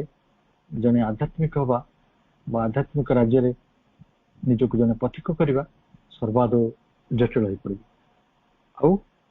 ତାଙ୍କର ବ୍ୟୁଟି ଅଫ ଆକ୍ସନ, ସେ ଯୋଉ କର୍ମଟି ସୁନ୍ଦର ହୁଏ ଏଇଥିପାଇଁ ଯେ ଜଣଙ୍କ ପାଖରେ ଏକ ସୁନ୍ଦର ଆତ୍ମା ଥାଏ। ସେ ଭଲ କରି ରାନ୍ଧିପାରେ ଏଇଥିପାଇଁ ଯେ ସିଏ ସ୍ନେହରେ ରାନ୍ଧେ। ଆପଣ ମତେ କୁହନ୍ତୁ, ଆମେ ଅନେକ ସମସ୍ତେ 5 ଷ୍ଟାର ହୋଟେଲ ପର୍ଯ୍ୟନ୍ତ ଯାଇ ଖାଉଛନ୍ତି, ଦେଶ ବିଦେଶରେ ବି ଆମେ ଅନୁଭୂତି ନଉଛେ କଣ ଖାଇବାର, କିନ୍ତୁ ଆମେ ସବୁବେଳେ ମିସ୍ କରୁ କୋଉଟାକୁ, ଆମ ମାଙ୍କର ଖାଇବା ରନ୍ଧାଟାକୁ। ସେଇଟା ପଖାଳ ଭାତକୁ ପଛେ ଆମେ ସେଟା ମିସ୍ କରୁ। ଗୋଟେ 5 ଷ୍ଟାର ହୋଟେଲରେ ଆପଣ ଗୋଟେ ତୁଳିତଳ ଶଯ୍ୟାରେ ଶୋଇଥିଲେ ବି ଆପଣଙ୍କ ଘରର କୁଡିଆ ଭିତରେ ମା ଯୋଉଟା ବିଛଣା କରିଦେଇଥିବ ସେଇଟା ବେଶୀ ଉଷମ ଲାଗେ, ବେଶୀ ନିରାପଦ ଲାଗେ। ଏଇଥିପାଇଁ ସେଇ କଥାଟିର ଉତ୍ତର ଜଣେ ମହାନ ଋଷି, ଜଣେ ମହାନ ଜ୍ଞାନୀ ଲୋକ ଗୋଟେ ସାଧାରଣ ଗୋଟେ ବୟସ୍କା ମହିଳାଙ୍କୁ କହିଥିଲେ। ଥରେ ଈଶ୍ୱରଚନ୍ଦ୍ର ବିଦ୍ୟାସାଗର ଜଣଙ୍କ ଘରକୁ ଖାଇବାକୁ ଗଲେ। ବୁଢୀ ଲୋକଟେ, ଗରିବ ଲୋକଟେ, ସେ ବହୁତ କଷ୍ଟ କରି ଶାଗ ଫାଗ କଣ କରି ଈଶ୍ୱରଚନ୍ଦ୍ର ବିଦ୍ୟାସାଗର ଖାଇବାକୁ ଥିଲେ। ଈଶ୍ୱରଚନ୍ଦ୍ର ବିଦ୍ୟାସାଗର ଏତେ ଜ୍ଞାନୀ ଥିଲେ ଯେ ତତ୍କାଳୀନ ଭାରତର ତାଙ୍କୁ ସବୁ ଜାଣୁଥିଲେ ଏବଂ ଇଂରେଜ ଶାସକ ମାନେ ତାଙ୍କୁ ମୁଖ୍ୟତଃ ଜାଣିଥିଲେ। ଭାରତରେ ବୈଜ୍ଞାନିକ ଶିକ୍ଷା ଗୁଡିକର ଅୟମାରମ୍ଭ ଯଦି ହେଇଥାଏ, ବିଜ୍ଞାନକୁ ଦର୍ଶନକୁ ଯଦି ଆମେ ଆଜି ଗ୍ରହଣ କରିଥାଉ ବା ବୁଝୁଥାଉ, ତାହେଲେ ସେଟା ଈଶ୍ୱରଚନ୍ଦ୍ର ବିଦ୍ୟାସାଗରଙ୍କର ତପସ୍ୟାର ପରିଣତି। ସେ ବିଦ୍ୟାସାଗର କହିଲେ, ମା ତମର ଖାଇବା ଯୋଉ ରାନ୍ଧିଛ ଏଇଟା ଭାରି ସୁନ୍ଦର ହେଇଛି। ସେ ବୁଢୀ ଲୋକ କହୁଛନ୍ତି, ନାଇଁ ନାଇଁ ମୁଁ କଣ ରାନ୍ଧିଛି ରେ, ଏଇଟା ତୋ ମା ବି ତୋଠୁ ଭଲ ରାନ୍ଧିଥିବ, ଆଉ ଏଇଟା ସମସ୍ତେ ଏମିତି ରାନ୍ଧନ୍ତି, ମୁଁ କଣ ଗୋଟେ କରିଥିଲି। ସେଇଠୁ ସେ କହୁଛନ୍ତି, ତମେ ଗୋଟେ ଏଥିରେ ସ୍ନେହର ମସଲା ମିଶେଇଛ। ସ୍ନେହର ମସଲାଟି ନ ମିଶେଇଲେ ତା ସେତେ ସ୍ୱାଦ୍ୟ ହବ ନାହିଁ। ଜୀବନରେ ଯୋଉମାନେ ସ୍ନେହଶୀଳ ନୁହନ୍ତି, ଜୀବନରେ ଯୋଉମାନଙ୍କ ପାଖରେ କରୁଣା ନାହିଁ, ଜୀବନରେ ଯୋଉମାନଙ୍କ ପାଖରେ ଉଦାରତା ନାହିଁ, କେବଳ ସେମାନଙ୍କ ପାଖରେ ନିଷ୍ଠୁରତା ହିଁ ରହିବ, ନିର୍ଦୟତା ହିଁ ରହିବ। ଅନ୍ୟକୁ ଆଲୋଚନା କରିବା, ଅନ୍ୟକୁ ଦୁଃଖ ଦେବା, ଅନ୍ୟକୁ ହଇରାଣ କରିବା, ଅନ୍ୟକୁ ଅସୁବିଧାରେ ପକେଇବା, ଅନ୍ୟକୁ ଜଞ୍ଜାଳରେ ପକାଉଥିବା ମଣିଷ ମାନେ ଏ ଜଗତରେ ଅଛନ୍ତି ନା? ଏଇଥିପାଇଁ ଅଛନ୍ତି ଯେ ସେମାନଙ୍କର ଆତ୍ମା ସୁନ୍ଦର ନୁହେଁ। ତାହେଲେ ଯେତେବେଳେ ଆଜି ଆମ ଜନ୍ମଦିନରେ ଆମେ ଆମ ଚୈତ୍ୟର ସାକ୍ଷାତ ପାଉଛୁ, ଆମ ଚୈତ୍ୟର ସନ୍ଧାନ ପାଉଛୁ, ତାର ଗୋଟେ ସାକ୍ଷାତକାର ହଉଛି ଆମର ଚେତନା ସହିତ ଆଜି, ସେତେବେଳେ ଆମେ ମାଙ୍କୁ ସାକ୍ଷୀ ରଖି ଗୋଟେ ପ୍ରାର୍ଥନା କରିବା, ମା ଆମର ଜୀବନଟାକୁ ସେଇଭଳି ସୁନ୍ଦର କରିଦିଅ ନା, ଆମର ଜୀବନଟାକୁ ସେଇଭଳି ମଧୁର କରିଦିଅ ନା, ସେଇଭଳି ଆନନ୍ଦର ଆଲୋକର ପଥ ଆମେ ଚାଲୁନା। ଏଇଟା ହିଁ ତ ଆସ୍ପୃହା। ଏବଂ ସେଇ କଥାଟିକୁ ପୂର୍ଣ୍ଣ ଯୋଗରେ କୁହାଗଲା ଯେ ଯେତେବେଳେ ଆପଣ ସୁନ୍ଦର ଜୀବନ ଜନ୍ମ जीवन पूर्ण जोगर कथा कहते जे यही गोटे सुंदर आकांक्षा को दिव्य आकांक्षा को आम आस्पृहा कौच जिते आमर आस्पृहाटी घटीगला आम जीवन में मुझे चाहे मुझे सुंदर जीवनटे चाहे मुझे मधुर जीवनटे चाहे यही आनंदमय अनुभूति रे चाहे मोर कर्म को सुंदर करने को चाहे मोर चिंता को सुंदर करने को चाहे मोर वाणी को सुंदर करने को चाहे मोर अनुभूति को सुंदर करने को चाहे मोर व्यवहार को सुंदर करने को चाहे सेते आम आस्पृहाटी एक प्रकार संपूर्ण हो गला अधा काम हो गला half of the job is done तापरे हमको समर्पण करिया पड़ियो मां को शक्ति निकट रे सी आउ 25% आउ आम भितर जहाँ अदिव्य ही रही जहाँ सुंदर ही रही ताकू आम भितर प्रत्याख्यान करवा जहाँ सत्यर पथरे अमृतर पथरे आनंदर पथरे विवर्तन पथरे बाधा ही आमको छेड़ा ताकू प्रत्याख्यान करवा आउ 25 काम ये बाटरे जिते बड़े ये जोगर कथा माँ कहते एवं आम जीवन उद्देश्य टी से बुझाऊँ आम आम भावनार सुंदरता केमिति पाइबा जिते पर्यंत आम आम आवेग गुड़ी को नियंत्रण करना आम प्राण चेतना टी प्रकृत में बुझीना आम प्राणर गतिविधि गुड़ी को जाणीना आम मनर गतिविधि गुड़ी को जाणीना ये सब गुड़िक गोटे साइंस विज्ञान कड़ी भली सब संलग्न होकर रही जोड़ी होकर रही ताले पुणी कहते Sri Aurobindo to do this yoga one must have at least some sense of beauty ई जोग करिवा पई जो माने आसीबे से मानक पाखरे अति सर्वनिम्न सौंदर्यगत ज्ञान थिबा अपरिहार्य ताले एक कथाटर आलोचना में कर सारे आप खाली भावतु प्रभु कौन कहना चाहते मो दिव्य जीवन चाहे से दिव्य जीवनटा कौन मत बुझा पड़े से जीवन एक सुंदरता जीवन एक मार्मिकता जीवन एक सत्यबद्धता जीवन एक आंतरिकता यहीटा ही सौंदर्यर आधार यहीटा ही सौंदर्यर मूलद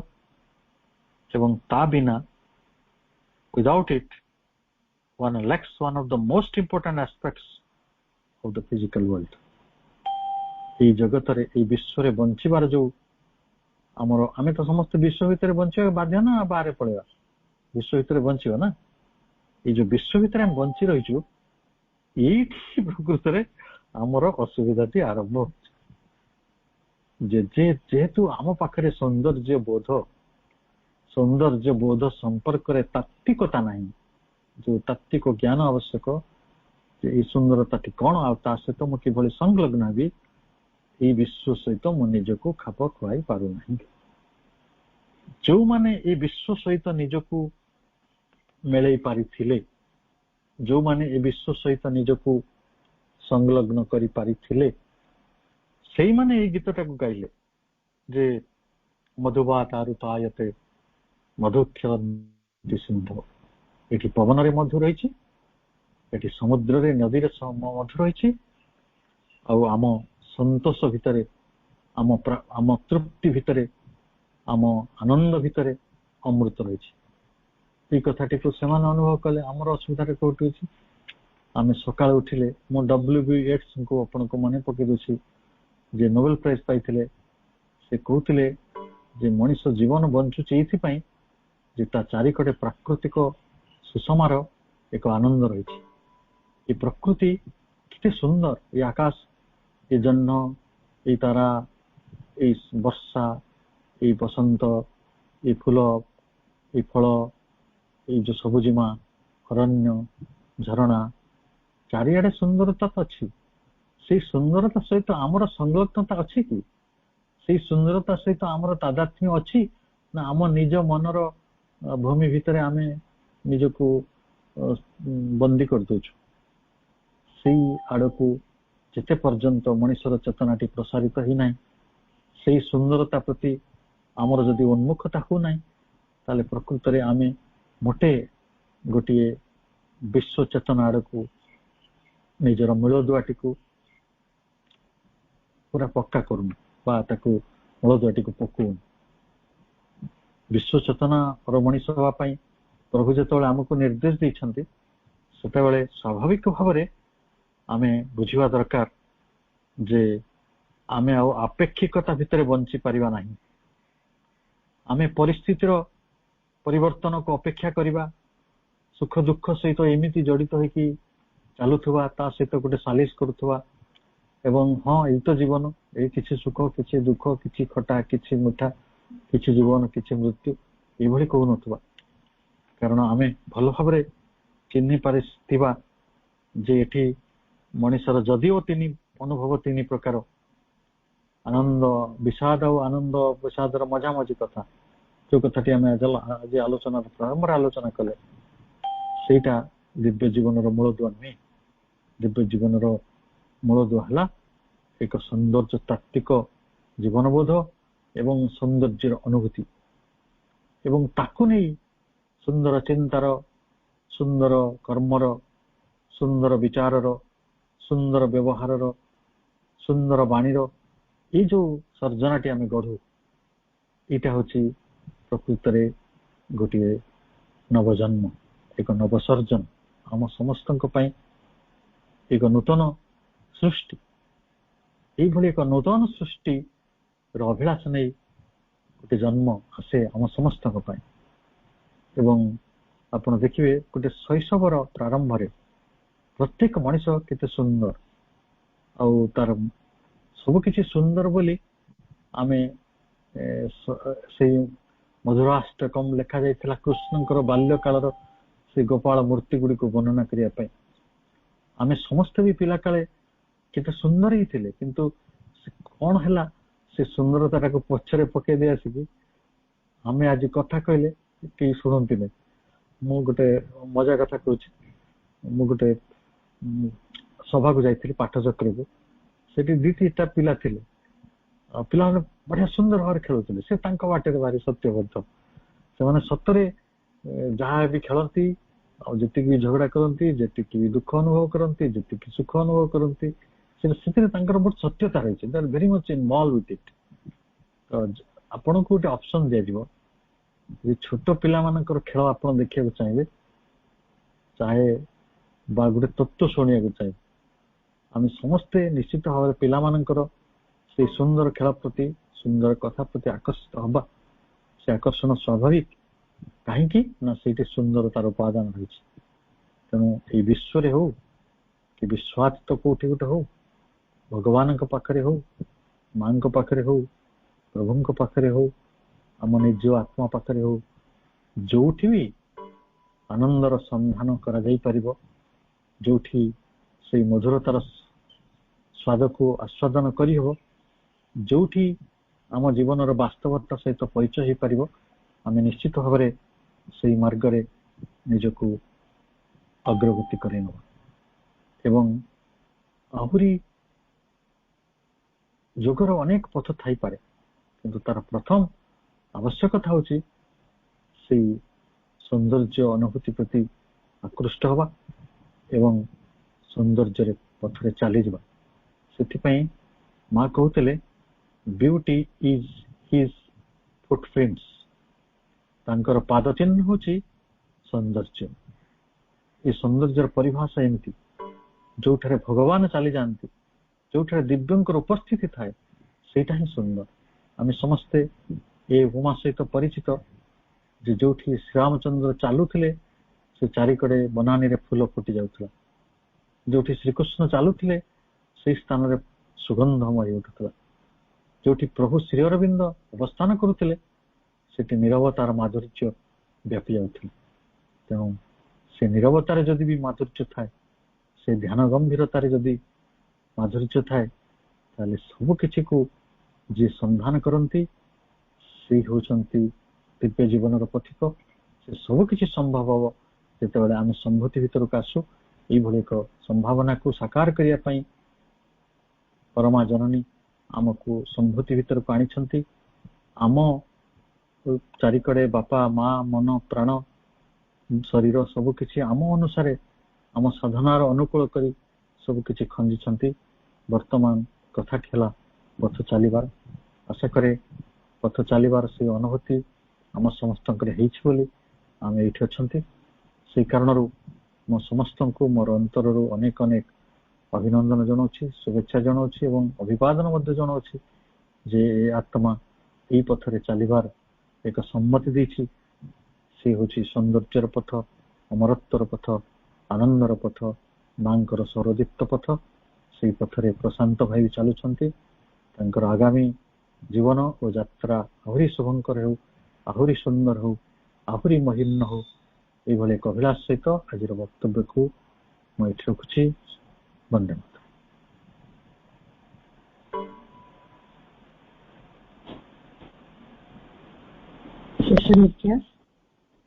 एक संकल्प और निष्पत्तिर दिन हेउछि जन्मदिन।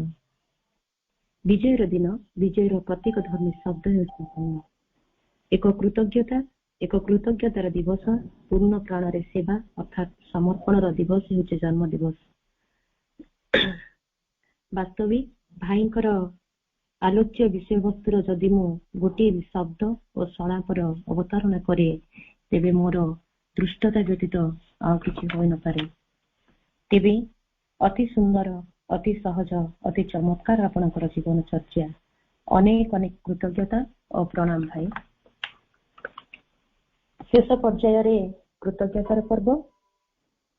भगवत उपस्थिति जोगु जेहेतु जन्म दिवस पालन अवसर रे पाठचक्र सुचारू रूपे संपादित हो पारिछि,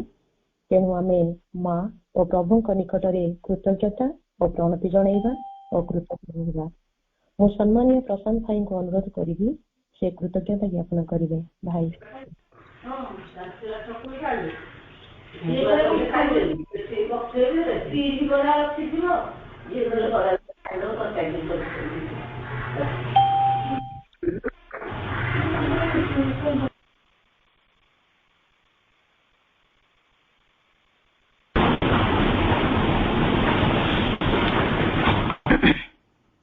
कृतज्ञता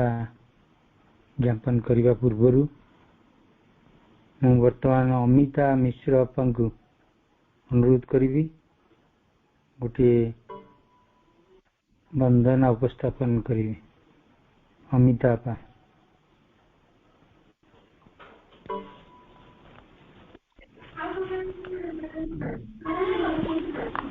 अपा गोटे बंधन उपस्थापन करी।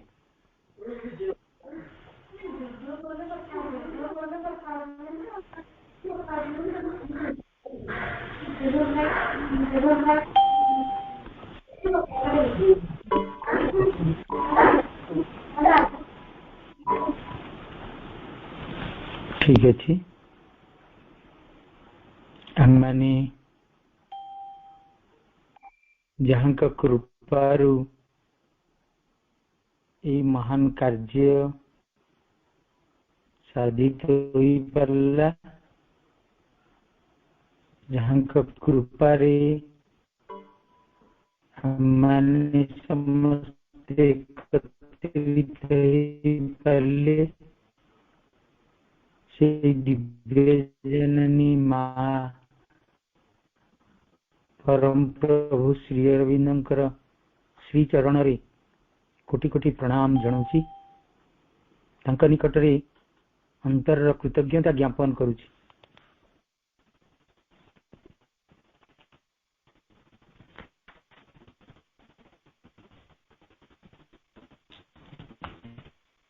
मधुमयी मानकर स्वलिखित दैनलिपि जहाँ भविष्यतर राह देखिबारे साहाय्य करे, दिव्य स्पर्श को निवेदन करिबारे जो दैनलिपि आममानक पई ध्यान प्रार्थना भाव प्रकाशित ताहाकु उपस्थापन करिथिबा उषापंक निकट रे अनेक अनेक धन्यवाद तथा कृतज्ञता ज्ञापन करुछि। आउ ये समग्र हृदय को जी एक दिव्य परशरे आह्लादित करिवे, जहाँ दिव्य झंकार रे स्वतंत्र भाव एक माधुर्य से ଅପା ଅମିତା ବାପାଙ୍କୁ ତାଙ୍କର ସ୍ୱତନ୍ତ୍ର ବନ୍ଦନାକୁ ଉପସ୍ଥାପନ କରିଥିବାରୁ ତାଙ୍କ ନିକଟରେ ମୋର ହୃଦୟରୁ ଅନେକ ଅନେକ ଧନ୍ୟବାଦ ତଥା କୃତଜ୍ଞତା ଜ୍ଞାପନ କରୁଛି। ଆଉ ସମଗ୍ର ହୃଦୟକୁ ସିଏ ଯେଉଁ ଦିବ୍ୟ ଝଙ୍କାରରେ ଆହ୍ୱାନିତ କରେ, ଆଉ ଯିଏ ନୂତନ ଶବ୍ଦ ସଂଯୋଜନାରେ ଏ ସବୁ କିଛିକୁ ସୁପରିଚାଳିତ କଲେ, ସେଇ ମମତା ବାପାଙ୍କୁ ମୋର ଅନ୍ତରରୁ ଅନେକ ଅନେକ ଧନ୍ୟବାଦ ତଥା କୃତଜ୍ଞତା ଜ୍ଞାପନ କରୁଛି। ଆଉ ଆପଣମାନେ ଯେଉଁମାନଙ୍କର ଉପସ୍ଥିତି ଏହି ଦିବ୍ୟ କାର୍ଯ୍ୟକୁ ସଂଗଠିତ କରିବାରେ ସାହାଯ୍ୟ କଲା, ଆପଣମାନଙ୍କର ଆସ୍ପୃହା ଯେଉଁ ଭାଗବତ ସ୍ପର୍ଶ ଦେଲା, ଆପଣମାନଙ୍କର ଉପସ୍ଥିତି ଯେଉଁ ପ୍ରେମ ଆଉ ଶ୍ରଦ୍ଧାର ସ୍ୱତନ୍ତ୍ର ବାତାବରଣ ସୃଷ୍ଟି କଲା,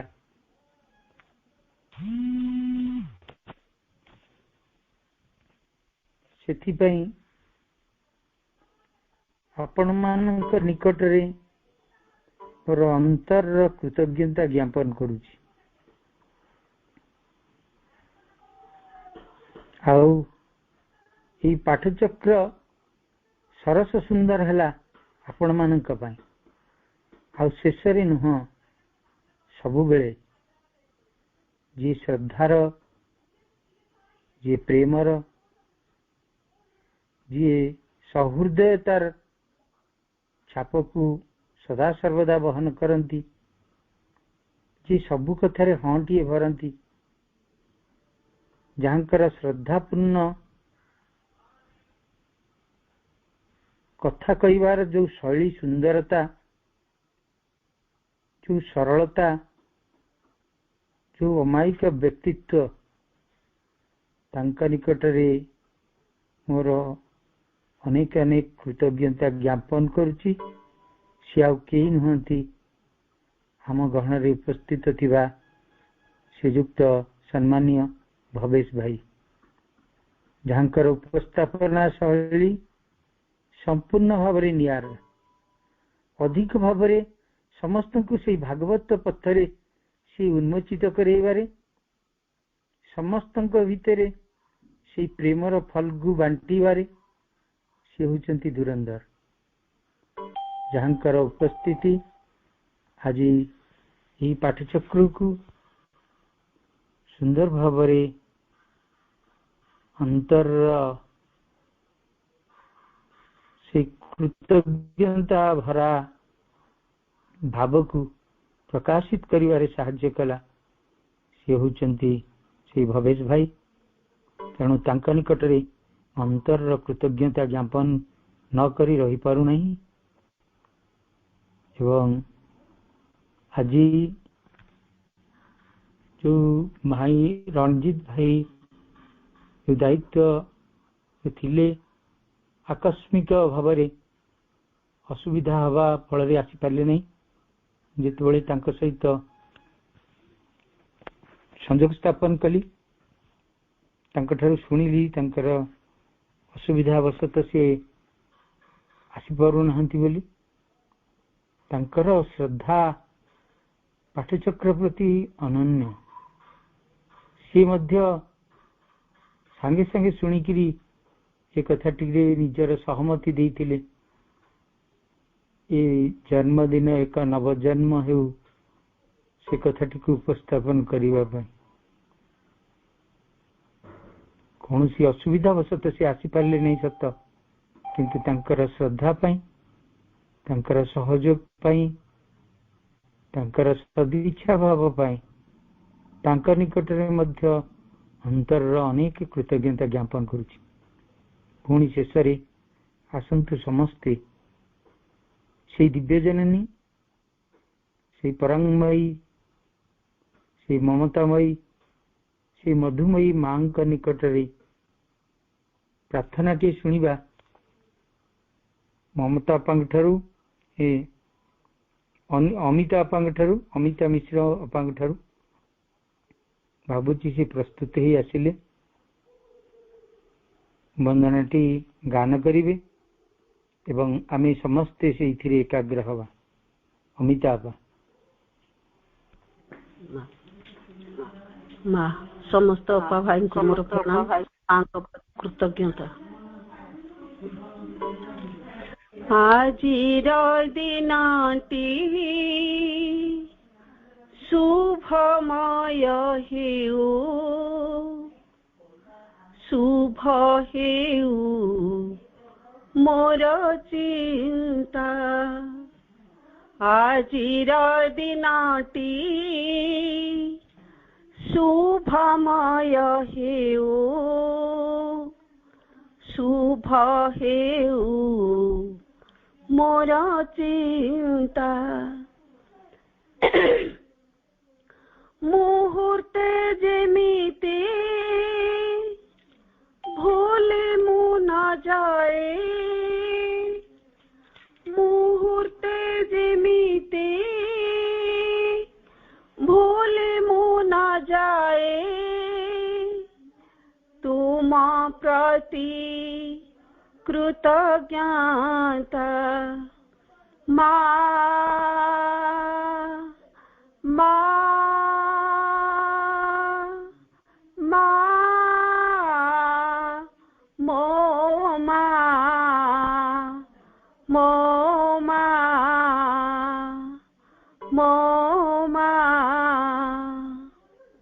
आचार व्यवहारे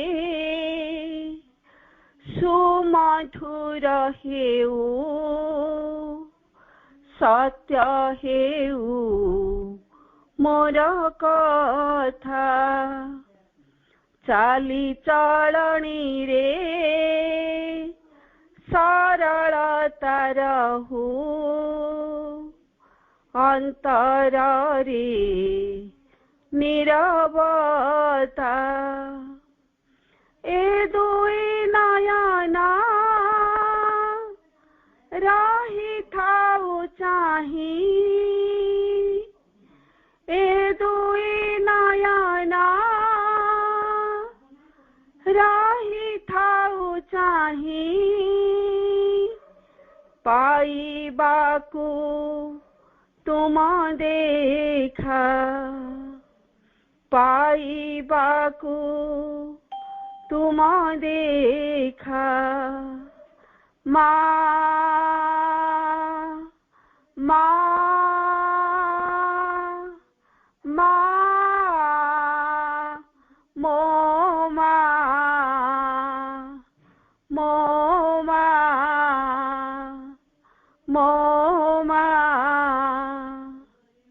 जुआड़े जाउछि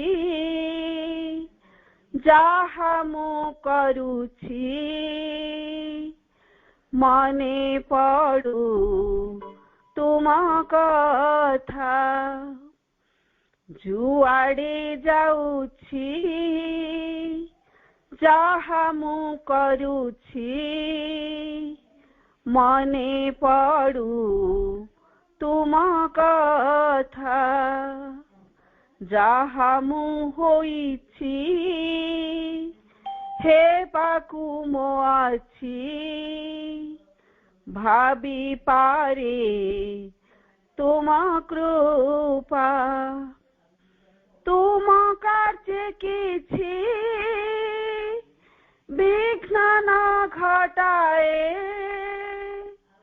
तुम कार्य किछि विघ्न न घटाए। दिया मोते सही शिक्षा माँ